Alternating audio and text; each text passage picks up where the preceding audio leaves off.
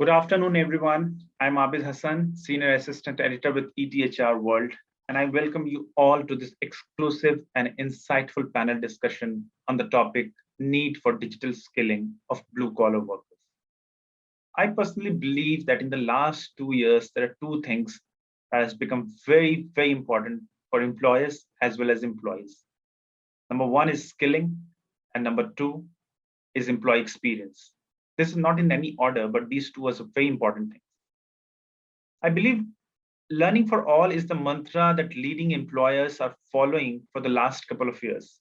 And industry experts have suggested that the need for digital skills of blue and gray collar workers are rising, and they should embrace digital learning for their employees. The pandemic has turned the table, and learning is not restricted to white collar workers anymore. The COVID-19 pandemic pressed the fast forward button on digital skilling, and the industry witnessed an accelerated tech shift.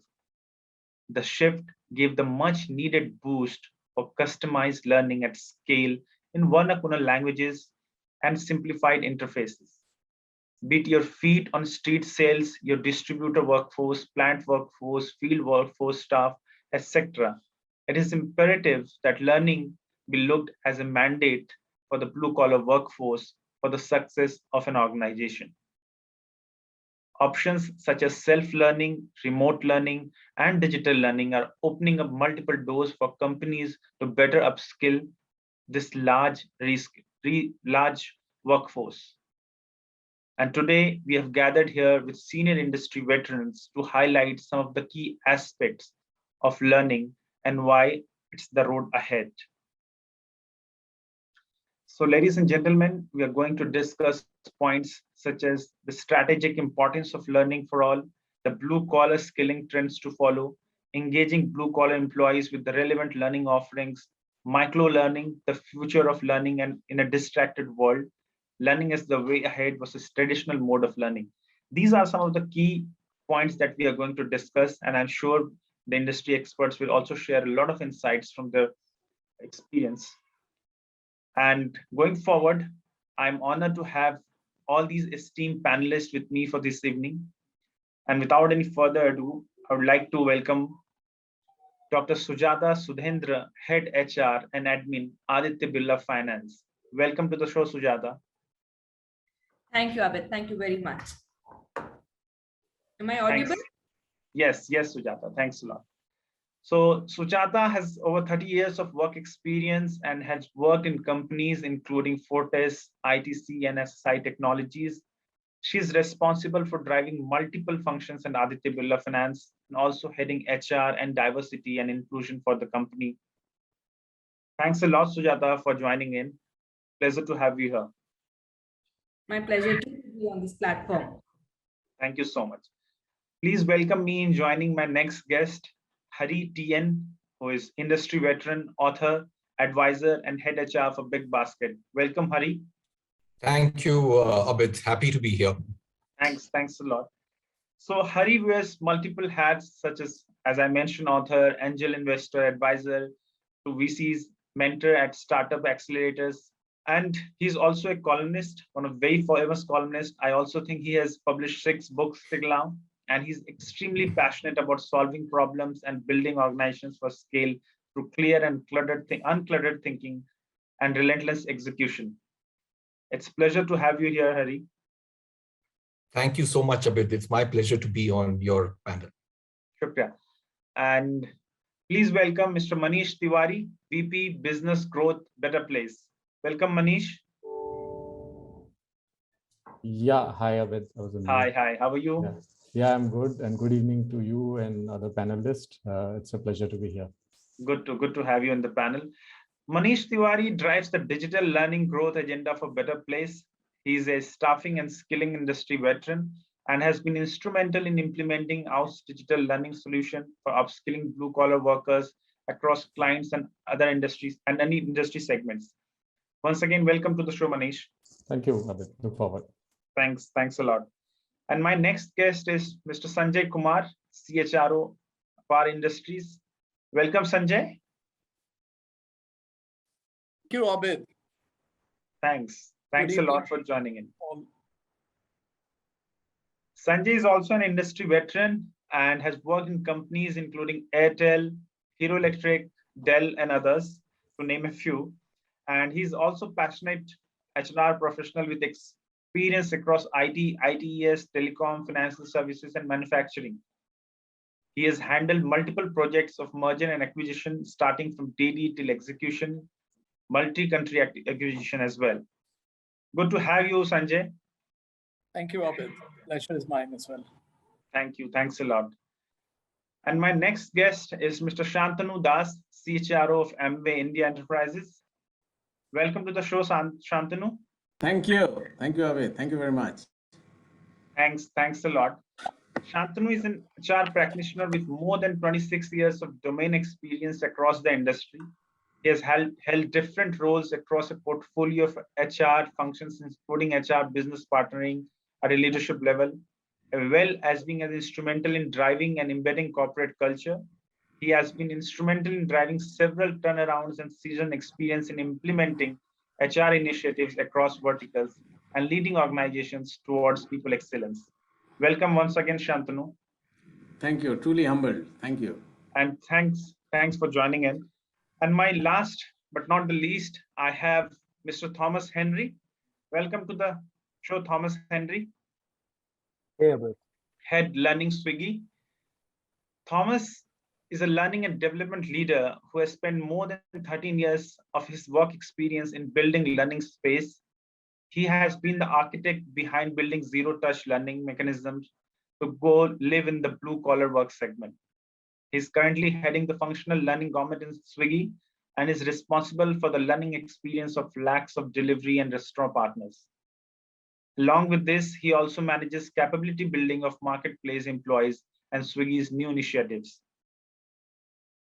Before I go ahead and start the discussion, I would like to thank all of you for taking out time and joining in. It's wonderful to have all of you here. Please allow me to start the discussion, and I'll start it with Mr. T. and Hari. Hari, it's a very, I think, a basic question, but bit important at the same time. You have seen a lot. You have advised a lot of companies as well. I think you have written multiple columns on the same. I would like to ask you, how do you see the future of skilling, especially in the digital era of blue-collar workers? What are your thoughts? Abid, I'd just like to step back a little and respond to that phrase blue-collar workers. I don't think, there's a homogeneous group called blue-collar workers or white-collar workers. In the white-collar workers, for instance, you have someone who could be the CEO of a large company. You could have a digital marketing specialist. You could have somebody who's doing UI, UX. Same thing in the blue collar category as well. You could have a pilot who's making a lot of money. You could have a worker working on a computer numerical control machine in an automobile company, very, very skilled. And you could have pretty much unskilled people who are doing the kind of deliveries that even Big Basket, Swiggy, engage in. So I think it's a very, very wide range. And I would say that, skilling is, especially when it comes to digital skilling, I would say that what has changed lives of people mostly is about technology and tools. And many of the so-called blue-collar staff that you're referring to, in this case, I would say the delivery personnel, don't necessarily have deep digital skills. They just know how to use, basic digital tools. And those digital tools could be about how to use an app, how to access very, very elementary training material on an app, how to read something on an app. But I don't think they have very sophisticated capabilities or skills. It's like learning how to use a telephone or even using a cell phone at some point of time. It's very, very elementary. It's not, it doesn't classify as digital skills at all, in my opinion. So in my opinion, skilling is entirely a market-driven phenomenon. And they could be technology-based skills or non-technology-based skills. So I think in the absence of a market mechanism, skilling is never going to happen. So for example, in the past, the government skilling ministry tried to push for creating skills in various categories. Nothing took off because there was no market mechanism. If you tell people that go and sign up at a driving school and learn driving, nobody would do that. But the moment Ola and Uber came and began offering jobs in large numbers, people in the lakhs, from the hinterland of India came to the large cities, voluntarily paid a large amount of money, signed up, and then got skilled. So skilling, I think, is extremely market driven. I think these platforms, modern day platforms like the Urban Company and many of these have actually played a very, very powerful role in skilling. Nothing that the government has ever done in the past can match what these platforms have done. So for instance, in the past, you had, a plumber operating and trying to discover potential clients. But now there's a platform where the discovery process is automatic. At the end of every, thing, a rating is provided. Those with better ratings, get more business. Because they get more business, they go and upskill. So skilling is driven by a market mechanism where earnings get tied to skills. In the absence of that, in my opinion, whether it's for blue collar or white collar, I think skilling is not going to happen. So I think powerful market mechanisms like these, new technological developments that enable this kind of proper alignment is what will drive skilling, whether it's digital or not non-digital. Okay, very rightly put that skilling is driven by market mechanism. Coming to Swiggy, you also mentioned Swiggy, so I'll come to Thomas, and I have a question for you, Thomas. So Swiggy has a vast distributed remote workforce, and you also work across multiple formats like Genie, InstaSmart, beside Swiggy food delivery. So how has your organization used digital platforms, especially for onboarding the vast manpower? Cool. So thanks, Abid, for raising this question, right? With Swiggy, right? Training a fleet of over 2 lakh delivery partners through instructor-led programs would pose a challenge for any organization. And at Swiggy, the learning and development team, we've been experimenting with a variety of approaches to reduce the classroom training interventions. And if you look at it, our shift has been towards digital way of learning. Right? This journey, for me, if you look at it, it started in 2019 for Swiggy, right? Where we started piloting tech-aided learning solutions to solve for induction and onboarding requirements of our delivery partners. Again, if I have to trace back to 2018, we operated on a high-touch mode, right? And this was a place wherein we had like a bunch of onboarding offices where we had to look at for training spaces, and we had to look for people to source and onboard people, right? That's a place where we had our own limitations, and as the organization wanted to expand, we felt that there was a need for us to solve our onboarding requirements through a digital mode, and that would also add to the sustainability theme that Swiggy was actually working on. We'd also like to add that was primarily the advent of low-touch onboarding and training, as we call, right, where we primarily at Swiggy started working on a hybrid mode to test our digital solutions.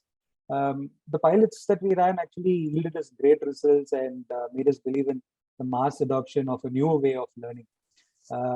This actually helped us to scale our tech-aided learning platforms, and within like a period of like 2 to 3 months, right, almost 100 cities adopted into the newer way of learning, right? And that's when we decided to provide a zero-touch learning and onboarding experience to our delivery partners.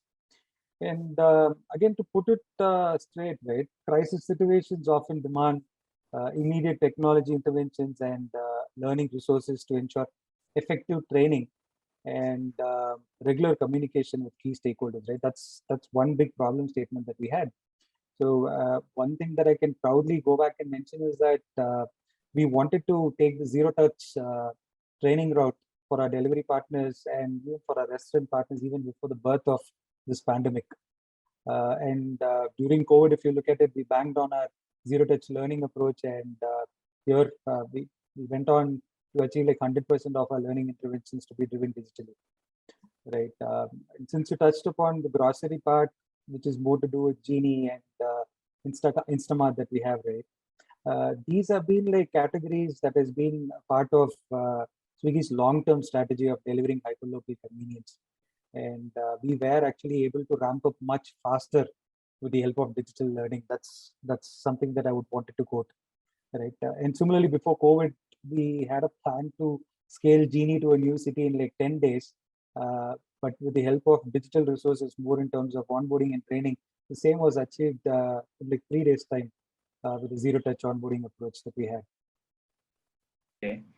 I'll come to Manish now. Manish, since you are a service provider for, I'll not use the term blue or gray because it's a workforce, as Hari mentioned, But I would like to ask, as while other panelists have been users of digital skilling solution, and in fact, one of your largest customer, I think Swiggy, is there in this panel itself. I'm keen to understand how have you seen as a solution provider companies adopting skilling solutions for blue collar workers? Can you give some example you would like to share?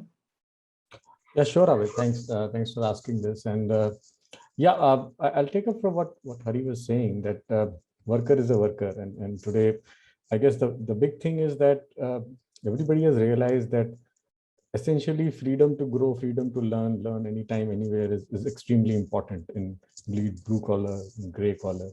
And while I guess e-commerce companies, logistics companies, and companies like Big Basket and Swiggy and others have honestly been pioneers in terms of really using digital in a big way for their distributed force. I'd like to hear quote one of our clients, which is very different than all these players, and I thought this will help give a different perspective. So there is a large PSU, which is one of our clients, and it's a PSU, one of the largest in the country, and they run their entire apprenticeship. In fact, one of the business units of that client of ours runs an entire apprenticeship program, or the training part of the apprenticeship program on our platform, the house platform. So people who are typically 10th, 12th pass and all, who would come and join that organization, they will have a complete curriculum, a complete digital curriculum, video-based, text-based, and quizzes and stuff, which is divided into different groups. And they do this. They obviously do the practical thing in terms of job, but the entire apprenticeship for a year runs very successfully, and it's what 700 odd people who do it year on year. I think this has been running on for about 2 years, and these are, mind you, these are technical trades. So it's a trainer, there is a fitter, there's a turner, fitter, that type of profile, and people obviously coming from hinterland, and you will be surprised that more than 95% sort of completion rates. At least about 85% people have said that this is the right mode, and they've really reaped a lot of benefits. So that, I think, is one which comes to my mind. The other very interesting example we like to quote is again one of our clients, which is in the e-rickshaw, e-delivery space in Delhi area, and apart from obviously onboarding and training their drivers, which is typically the e-vehicle drivers, and if you really look at the ecosystem, the e-vehicle driver is maybe a rung lower in that sense than, let's say, a Swiggy delivery boy, because he is slightly in terms of his education and background. But onboarding them and continuously skilling them is one part. But a very interesting way they used, and this is again I would say how digital learning can really be used is, in the pandemic, most of these drivers and all had gone home. And obviously everything was shut, and how did the company engage with them? They used the digital learning platform to keep sending small micro learning bits of information to them, running small quizzes, gamified stuff, and kept that interaction, that communication along with learning with these people, with the result that when the economy really opened, almost 80% of them really turned back and joined the company back. Which is because imagine in an old environment when there was no connect, how would the company really be in touch with people? So I think these are just two examples I thought I will quote, which sort of I guess amplifies the fact that digital learning is really making a lot of dent in the real world. Yeah. Thank you so much. Thank you so much for highlighting the real world. I'll come to Dr. Sujata. Sujata, financial sector has a huge manpower, which is on field daily, and there's a high attrition rate, also especially in the entry level. How do you think digital skilling solution on training and onboarding is useful for BFSI sector to address these challenges? Yeah, I think that's a very interesting and relevant question. So before that, technology, digitalization, I think all of us are familiar, and I think all of us accepted, I think 5 years or 7 years before, saying that technology is going to be the driver of any industry, any business, irrespective of its product. I think all of us accepted it. There's no doubt about it. But the uptake will only come when there is crisis. And I think we, especially Indians, are very good in finding, crisis to become more creative. On a lighter note, the way YouTube was used for, irrespective of the gender, for cooking was really amazing. Otherwise, nobody would have done. I now find everyone very comfortable doing, and that is because of definitely technology. Anyway, coming back to financial services. See, financial services is, you can't see the product, you can't see money, correct? It's very notional, but you can't live without it, either for Amway or for Swiggy, for anyone, whether it's, the color of the money is just there. You can't live without it. Now, coming back, so what happens in, let me give you a relevant example. Let's say there's a home loan, somebody is taken home loan, and the interest of the home loan has dropped. RBI will just say they've dropped. So it's very important the way the organization communicates, especially to the frontline people, to say, now how will you manage this entire thing? And look at the spread, it's across so many geographies. You have to instantly communicate. Otherwise, you would call everyone in the branch, call for a huddle, explain. Today, with a simple simulation, it's a small gamification, we'll say, and you really don't need too much knowledge of mathematics. This is the interest that was there. If this is the loan, now what you should do, how you should talk to the customer. There is a complete simulation which makes it very, very easy. Otherwise, it would have not been possible. Forget about anything else. During the pandemic, we had this emergency guarantee by the government for all the MSME loans, correct? The way the frontline took it up, they are important. See, they are the one who are in the field. Your frontline and the customers, these two are very critical customers for you. How soon you help your customers is only through your frontline people, and how soon you educate and help them is only through technology. So the kind of simulations, the kind of gamifications we gave irrespective of where they were, and then not only that, then we went ahead. For example, let us say we had to give someone, let's say Amway. There's a distributor. We are giving the distributor a loan to buy more products, because in pandemic, everyone became very, health conscious. Then you'll also say, do you need a home loan? Are you able to repay a home loan? Okay. Do you need an education loan? So what happens? How can you educate your frontline customer on 4 or 5 quick pointers that you need to ask the customer? That will happen exactly on the travel time or during the interaction with the customer, even on virtual mode. We educate our frontline people saying, quickly ask these 3-4 questions. More than anything, irrespective of whichever industry we are in, Abid, let's remember 3-4 things. The success of our industry or product depends on 3-4 things. I think the speed with which we respond, the agility to take decisions. So unless and until you will not empower your frontline person to take decisions, he or she cannot be successful. And that will come only with you educating that person very quickly. Then efficiency. And it's all about your cost. How can you save? So, you may not, today, you need not know everything about the product. At least you'll have the conversation, quality-driven conversation with your customer, especially in financial services, about financial services products, so that, your employee can have the conversation. And that once you understand the need of the customer, of course, you can always refer back to whoever is an expert in that space. So technology is extremely critical. For one more example, when we were, we are in the lending business. So a credit person becomes very critical. He or she, along with the sales, will go to this place and inspect the office or the factory or the home. Today, it's a video PD. Personal discussion is happening on a video call. Look at the speed that we are able to, create a customer-centric organization. The customer is very happy. Yes or no? We are giving the loan. You get everything, the CIBIL ratings, everything is instant. The ability to take quick decision comes only through technology.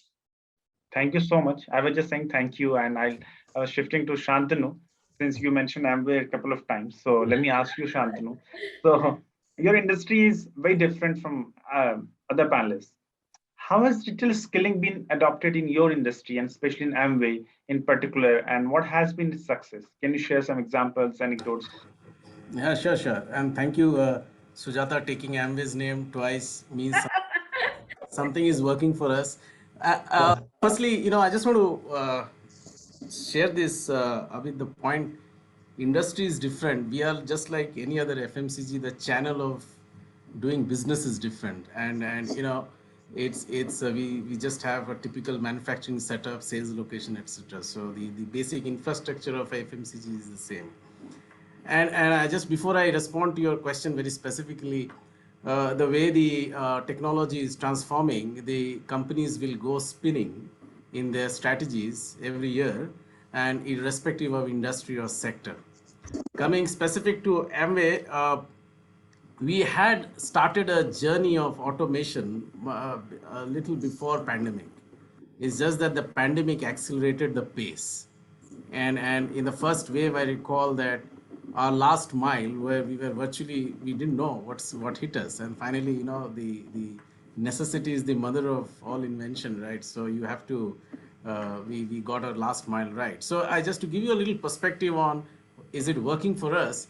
In February 2020, Amway's online contribution to Amway business was 33%, which as on today is 60%. So obviously, there's a lot of work that has happened in terms of automation, be it AI, be it machine learning, be it more important is our 550,000 direct sellers, how to galvanize them digitally. It's across locations, across villages. So obviously there's a lot of technology that has got invested into. In fact, if you ask me, a lot of share of investment has gone towards technology. And the business has gone on that mode.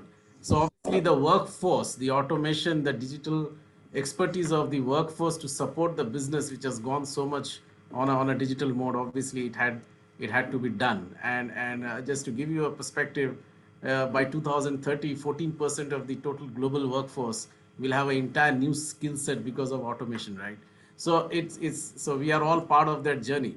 So so obviously there has been a lot of work that is done on building capability on digital.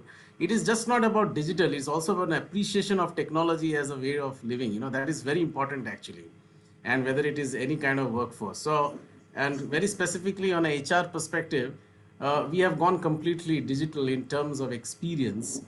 Right now, of course, it's a hybrid model, but with the right from onboarding to till the retirement, we have put in place the entire experience on a digital mode. It is working well. For example, let me give you a very small example.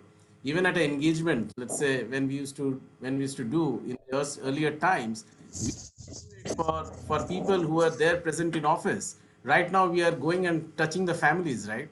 So obviously there is a lot of cultural snippets which have got transformed. And to respond very specifically, I think it's worked well. And a day may come when we go back to 2019 as far as the environment is concerned, but I personally don't see that the current way of working will change. I think this is going to remain in the future times as well. Does it answer you, Abid? Yes, definitely. So thank you so much for defining that there is no difference, only the distribution part is different, and how the sale went up during the pandemic and the online contribution. Now I'll come to Sanjay. And when we say, sorry, Mr. Hari, I'm using this word better, blue collars and gray workers, because today it's important to highlight this. And going forward, I'll keep in mind. But when we say manufacturing, definitely we associate blue collar workers towards manufacturing. So my question to you is, Sanjay, digital skilling is still in fancy stage in the manufacturing vertical. What do you feel this industry segment has not picked? It is, while it's a economic, e-commerce, logistic, and BFSI is picked, but not manufacturing. Would you like to highlight? So I think, as it was mentioned, the business requirement necessitates, the innovation which happens. So I would not say it has not come, but it is in its infancy, as you rightly mentioned. So for example, even the new machines which are there, the new equipment which is there are coming with digital consoles and operating systems. So that is one of the things. Even the challenges of computer literacy, it is as basic as that. At what you call the blue collar level, that is also a challenge, how to overcome that. But it has been initiated well, and in some cases it's working very well also. So right from the email to the internet of the shop floor worker, mobile has been a great leveling field, because the mobile equipment device is used very, very conveniently by all groups of people whatever socioeconomic group, professional group, whatever be the age group. So mobile is a great enabler on that part on the digital front. So everybody's using it. So even the email which is being used, also because the enabling side of language. So because emails generally we write in English, so at the shop floor level, so the written English training was not there. So we started at that basic level and it is working well for us. So then it has started connecting, quite well for us on the shop floor as well. Then it is not so really, because, Industry 4.0 definitely is beginning to happen in the manufacturing sector. It is taking time and different organizations, it is working different. Robotics is, and on the shop floor also, you see the energy consumption measurements are very digitized now. And there has been a marked improvement out there. Manpower scheduling by the machine, the manpower scheduling software is there instead of the earlier manual way of order book based, production planning based, allocation of the machine. So these are some of the things which are changing in the manufacturing sector for the blue collared worker also. What is also changing, for example, on the blue collar side, for example, in our company is we have a mechanic loyalty app. So in our automotive lubricant part of the business, where the ENI brand which we sell, out there, it is an influencer marketing. The mechanic decides the brand that you buy for your car's automotive lubricant or for your two-wheeler. So we have an influencer marketing, all the companies have it. So in that case, we have an app on which you can conveniently enroll the mechanics in all the cities, and they are all there in the database. We can send out promotions through the, through the LMI portal, which is there. Also, apart from that, we have a direct beneficiary transfer, DBT mechanism, in which whatever incentive the mechanic earns by recommending a sale, because this is an age of instant gratification. So they don't want to wait for points to accumulate and numbers to be there. So that money gets transferred, the incentive gets transferred immediately after the sale. So all these things are definitely helping. We are going to do that same for our house wire business, wherein there is an electrician loyalty app on the same lines being done. So it is happening. Secondly, on the skilling side of it, on the blue collar side, there is a lot happening on the behavioral side of the training, the company's values, vision, mission, and how the behavior should be in sync. What are the definition of the company's values? So at the blue collar, when the definition is happening, that is how, with the change and COVID generated ambiguity, VUCA was already there. It has been accentuated so much more, and it's brought up new opportunities. So out there, how, when virtual is the new real. So out there, how it is syncing up for all people there. I think it's working very well there. So these are some of the changes which are already happening. And there is a lot of training happening on behavioral side, psychological training, which was never, it is a real realm of opportunity for the blue collared workers. It has to be in Hindi, Gujarati, Marathi, the local vernacular languages. And that is striking a chord with these people because we have never had them. Nobody really, gave them access to it. They respond very well incidentally. Please remember, blue is a word which is used for the blue collared worker, which is being used now. The blue-eyed boys are there, and also the blue blood is the royal blood. So it is the blue collared workers which makes you royal. So remember that. Thank you. Okay. And they are going digital. It is taking it slower because the business requirement is slower, I guess. It will accelerate. Thank you. Yes, as very rightly put, that blue collar workers to the real workers, and blue blood make you the royal blood. Thank you everyone for responding to the questions in the first round, and we are entering in the second set, and I request you to be very precise because we have to take audience questions as well. I'll come back to Hari, and I have another question for you. This is from the Big Basket point of view. I would like to ask you, how important is it for a company like Big Basket to have a skilled worker on day one of the job? And what are you doing to enable it? Not very important, Abid, honestly, because most of the people that we employ, 80% of them, frankly, those who are working in warehouses and those who do deliveries for us, the kind of training that's needed to get them, effective and performing with at reasonably good productivity is very short. So within 3-4 days, you can get them to peak productivity. So it's not really critical that they come with specific understanding of how to perform the job, because every company's, processes are different, and these processes are not rocket science. They can very quickly learn things on the job. And what they do, frankly, is not high quality stuff at all, in the sense that in terms of nature of skills I'm talking about. So I think from this category of workforce, the training period is extremely short. We really don't care that, it's not important for us that they come, ready with some of those skills, because those skills are not really very big. Now, coming to other roles, I would say, companies broadly take two approaches, and we take two approaches also. And one is, you can either build talent internally, which is that you start right from scratch. You hire people who are very young and fresh, maybe from campuses, maybe, young, but not from campuses. And then you work with them very closely, help, culturize them, build loyalty, teach them, train them, and then they stay with you for some time. Or you can buy talent, which is you really are growing rapidly, you want to scale rapidly, and there's some specific skills and capabilities that are, not, you think it's, if you train internally and try to build that in-house, is going to take a long time, then you can as well go out and hire. So we have to do a combination. I think some companies prefer building much more than buying, and some companies, prefer buying much more than building. I would say the first category of companies can be called in some way the academy companies. Companies like IBM, companies like Infosys have focused on building talent, and actually a lot of the buyers of talent have poached from these companies. So I would say at Big Basket, our focus is a little more on, building talent, taking people at a younger age, grooming them, getting them fitted into the culture, and building rather than, buying. Of course, we do buy talent at critical, for skills where we don't have people in-house and we want to grow rapidly, we do that as well. But otherwise, the other category, the broad category, the blue collar that you talked about, is not important at all for them to hit the road running. They will hit the road running anyway after joining in 3 days. Thank you. Thank you so much. And when you mentioned that it's not really important, your first line, that was really honest. And I really feel that you don't have to be ready on day one. Thank you so much, Harry. Now I'll come to Thomas. Thomas, very quickly, what have been your observations on continuous learning of the workforce, and how you feel it has helped you in making them very productive?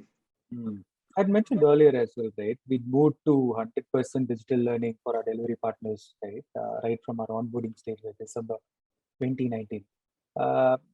We were extremely apprehensive, right? We had like multiple thoughts saying like, okay, will there be reception to this?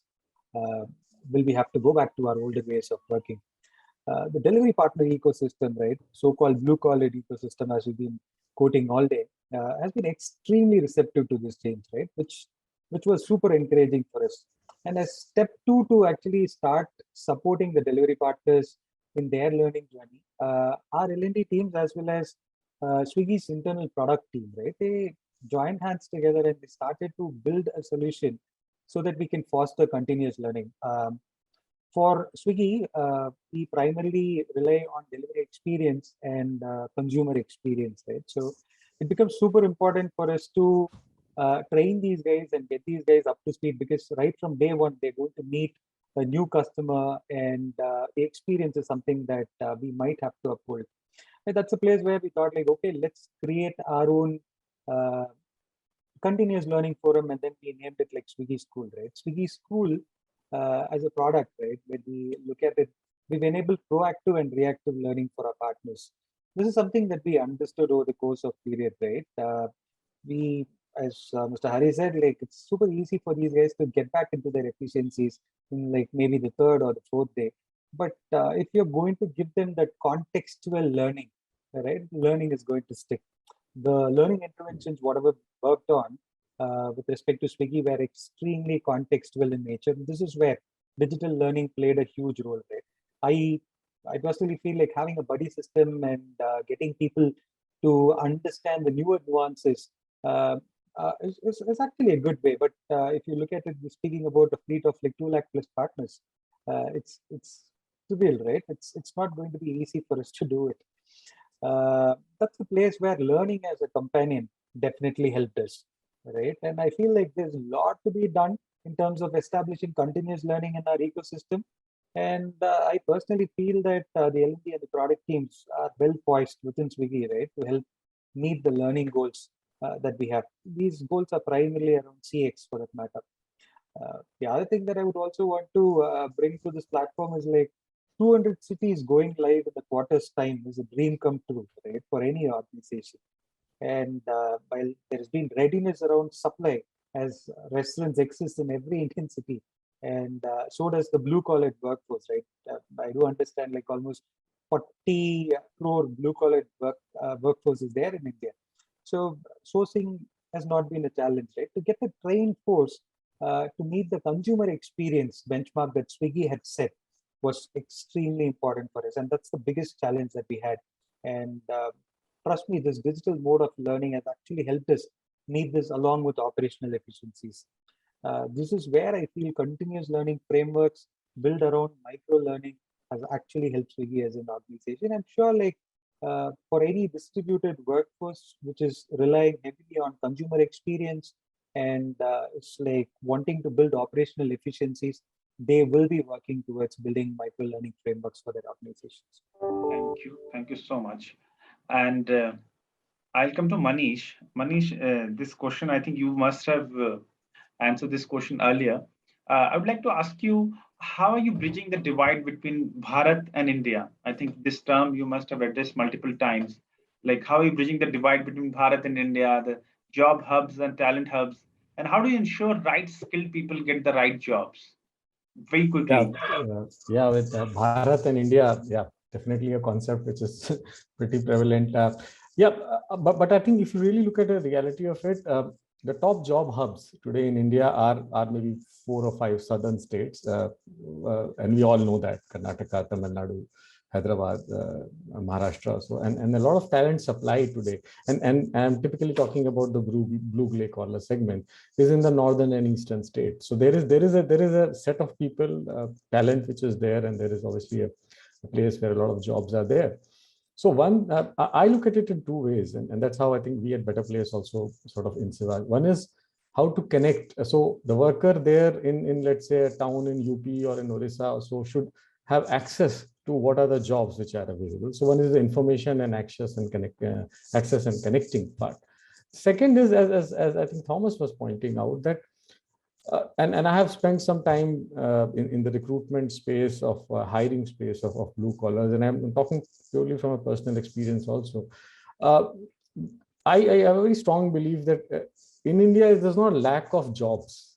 There are enough and more jobs which are actually available. It is actually the lack of that skilled manpower, that right guy with the right attitude, right skill, and that's where I think all the employers keep looking at, be it a financial company, be it e-commerce company. So coming to the point, one is obviously connecting the India and Bharat in terms of information where the job is available, and second is how do you skill that person sitting maybe in a city in north, and make them. And that's where I think the mobile skilling and micro learning is very important, because he can learn the things there, and then he can obviously move in, or in fact start things in his own over there, and can create value for himself and create a career out of it. And that's where I think micro learning, mobile learning mediums, gamified learning approaches, and as I think Hari was also pointing out, and I think Thomas also pointed, I think vernacular language. And I think this is the big advantage, I think, and I truly believe that mobile learning has sort of democratized learning. So learn at your pace, learn in your language, learn at what you want, your speed, and get yourself skilled, I think is the new mantra. And I think that's what I think a lot of these blue collar workers are exposing themselves to, and that will, I think, ultimately lead to that bridging the gap, because more and more people will skill themselves, and there is a very clear realization that skilling is no longer a one-time thing, it's a continuous learning. You need to keep skilling yourself, and that's where I think a mobile micro learning model, a gamified model, will really help. Yes, you need to keep learning. That's the mantra we all need to follow. And that's why I'll come to Dr. Sujata. Sujata, one of the typical issues in the financial sector is very frequent product changes. How can digital solutions be used for keeping the sales or customer facing force and keep employees on top of the latest updates and changes? How do you upskill them in that? Yeah, as I just told my dear, I will reiterate Abid. Financial services is it's a very highly regulated industry. As and when the RBI will bring about some changes, SEBI will bring about some changes, IRDA will bring about changes, the first thing you have to disseminate is to your frontline people. And that too very, very fast. You don't have any time to lose on. So the best way for you is we use only technology. Let's say, for example, the minute the demonetization happened, or when the pandemic hit and people had to repay the loans, we had to restructure the loans. We came up with the processes, and we called all our people. Of course, thanks to MS Teams, we really appreciated MS Teams only during the pandemic while it was all installed in our laptops. Quickly, we came together and we said, this is how we are going to communicate to our customers. Yeah. So look at, immediately, instantly, that overnight we spoke to all our employees, ensured that they're understanding. And we went on online calls with our customers. So when we had high net worth customers, it was a CEO, CFO, the frontline and the zonal head, whoever, all were there with the customer there. If not for technology, I think this kind of conversation, this kind of comfort wouldn't have happened. And in lending business, collection plays a very, very critical role. So how do you help the employee, connect with the customer? How do you collect? If there is any problem, how do you talk to the customer?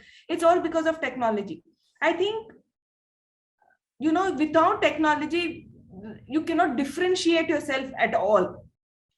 So any product change while you have your LMS. Now you don't need your laptop also. You don't need your tablet also. It's all through mobile. It's all through gamification. For example, let me tell you the way we help the employee calculate it. If this is the principal amount, if this is the interest rate, now what will happen to the principal amount? What will happen to the interest rate? So this is how exactly you have to talk to the customer, exactly understand the problem. So the ability to connect with the customer through the front line is because of technology. You have to make the process very easy. You have to simplify it. And a frontline employee, you can't clutter him with information which is not necessary at that moment. These are 4-5. You can give him a structured script. You can give him a simulation. You can help him how to connect. And you can be there virtually when your frontline is communicating with and connecting with your customer. I don't think otherwise this conversation would have happened. That gave a lot of comfort to our customers. When the whole organization came and said, your safety is very important. For example, when we were doing a collections job, we also spoke about the health of the customer, because we have health, because we have life insurance, the paraphernalia of all the financial service we are under. Look at the ability for us to connect with the customer, not just because of a loan. We spoke about all our other products, which means that gave a lot of comfort, because you have to give comfort to the customer saying that it's okay, we will restructure it and you can repay this week. That wouldn't have possible if we all have to be physically with few customers. So I think crisis will always give a lot of advantages. Innovation, you have to quickly, see how you can connect. Secondly, we asked our frontline people, what are the 2-3 pain areas? How do you think we should be addressing? Always remember one thing, Abid, only 2 people will know. I told you, the frontline and the customers, saying what is right or wrong with your product. So the ability to quickly, take a recourse and change help because of technology. Thank you so much. I'll come back to Shantanu. And Shantanu, very quickly, I would like to ask your opinion. I'd like to have your opinion. In how do you think, in your opinion, jobs will go to skilled, and how important it is for the new job seeker to be certified and skilled to get a good job, despite all the segment? No, true.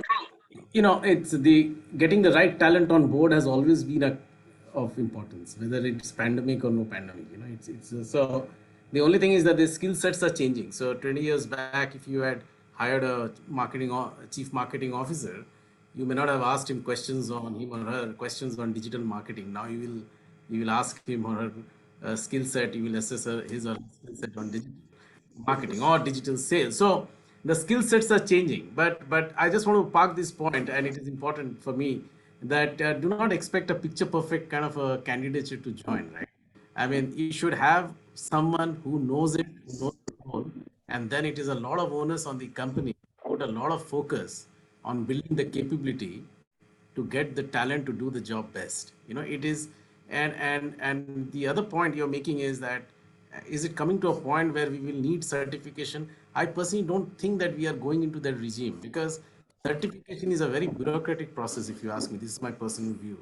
The environment in a company has to be a learning mode where you develop people and make them in sync with today's time, and you don't need a certification for that.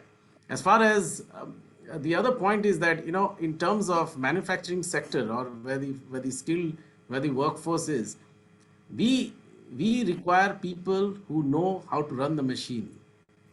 We don't need beyond that anything that is required. Anything that helps them to run the machine is the primary onus for us to do. As far as, yes, in terms of their knowledge, in terms of, you know, getting computer knowledge, etc., those are given. If you ask me, you know, how to write an email, how to, those are, but more important is, so the point you're making is that the skill is essentially what my role requires, and that whatever we can get from the market, perfect, fine. What we don't get is where we need to develop. I think that will be the modus operandi, and that should be the desired model. I don't think certification is a future, that, you know, you come to, you have a passport, like a passport, you show your certification. I don't think that's really the future in my view of it. Thank you. Thank you so much. Yeah, you are absolutely right. Certification is only a passport. Yeah, but it is like a gateway. After that, skill is important. So very quickly, I'll come back to Sanjay for the last thought. Sanjay, how do you see the future for digital skilling and onboarding for the manufacturing sector? Your thoughts? Yeah, so in manufacturing, I think the skill set is not as simple as what Hari TN had mentioned. So there, because on every machine there is a different kind of work which is required. So some kind of skilling is always there. So we have three skilling academy which is there. So generally for unskilled, skilled, and semi-skilled, unskilled, semi-skilled, and skilled. These are three categories, and you move some from the other. And it is not always easy to get that talent. Plus, there is now the focus on not only upskilling, it's also the focus on multi-skill on this different machines. Also, so I think there, that's where digitization really helps in scaling up the training. And particularly, we felt the need for this more in the pandemic, when, you know, the migratory workers, they started moving back, and it was very difficult to get them back last year, if you recall. Once they had migrated back to their hometowns and the plants had closed down due to the COVID scenario. So it is that, so it's very important for us, and it takes time. And even for the contract labor, though they may be, it's a variable workforce. However, once we have trained them, we are invested in them. So that trend is going to grow. Scaling up technology is a big help. There are limitations, and the focus is going to grow there. Okay, the focus is going to grow and scaling. So, thank you everyone for sharing your thoughts. I have a lot of questions, but I'll take a few. So, this question is for all the panelists. Any one of you can pick up. The question is from Shrikant Sridhar. Shrikant is asking, I would want to understand the thought process of leaders when someone wants to shift from a particular industry to the other within the same domain. How does one adapt and give a picture to the interviewers that she is really game for making the shift? Hey, certainly. So, thank you. So, my suggestion to the Shrikant. Shrikant is that a job requires a role, a job requires a skill, a job requires a skill set, a job requires the requisite experience. So I think if you are a job, and it also has, a company has its own culture where a culture fitment is what is assessed, right?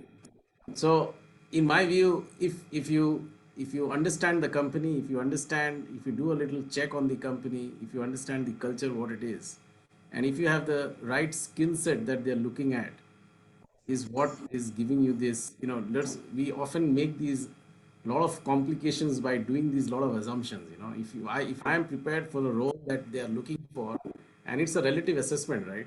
So whoever is the right person, that's reality.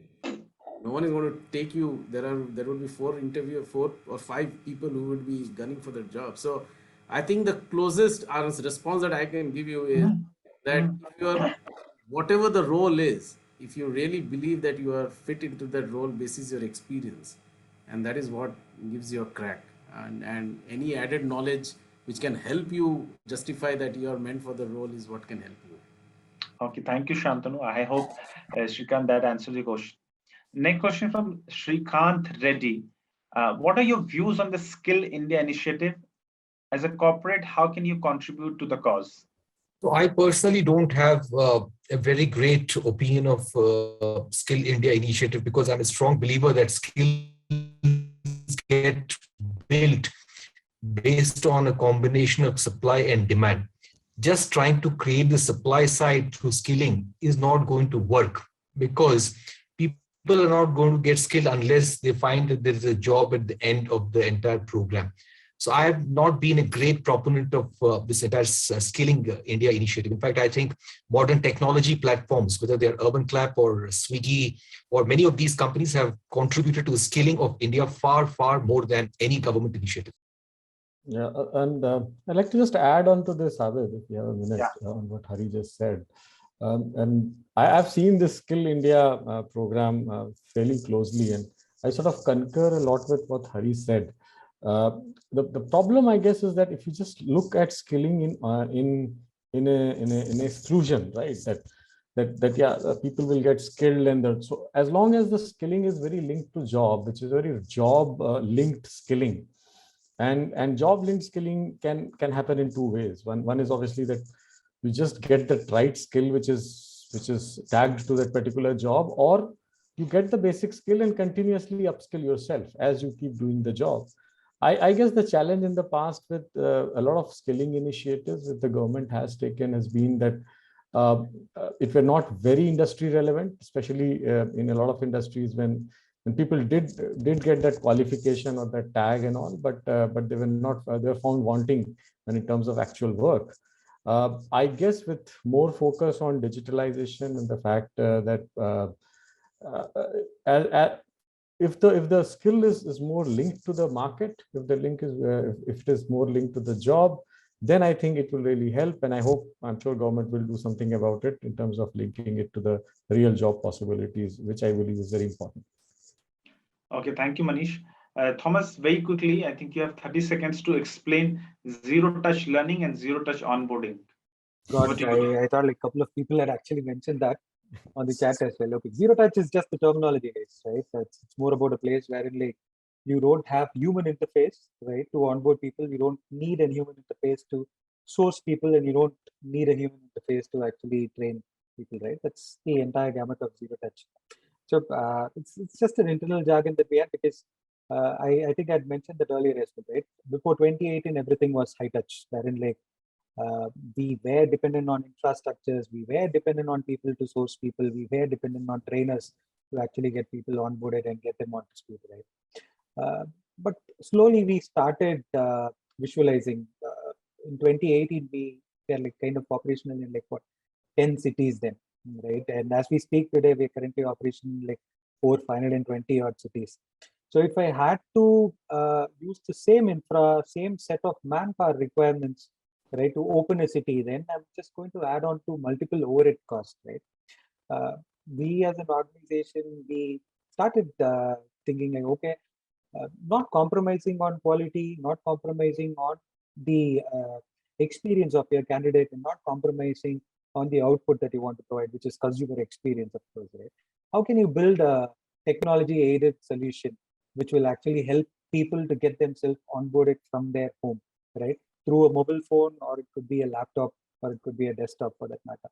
How do you provide an opportunity for people to learn, go through a small assessment, and then see if the skills are meeting with respect to the Swiggy's expectation norms that we've said, okay, can I onboard this person, right? And basis availability with respect to a particular zone, and basis availability with respect to a particular city, the person gets placed and gets to operate with this. This is predominantly what we do with respect to zero touch. And since people were like kind of curious about it, it's not a place wherein like we wanted to go into the digital mode and then we chose this, right? It was more about convenience.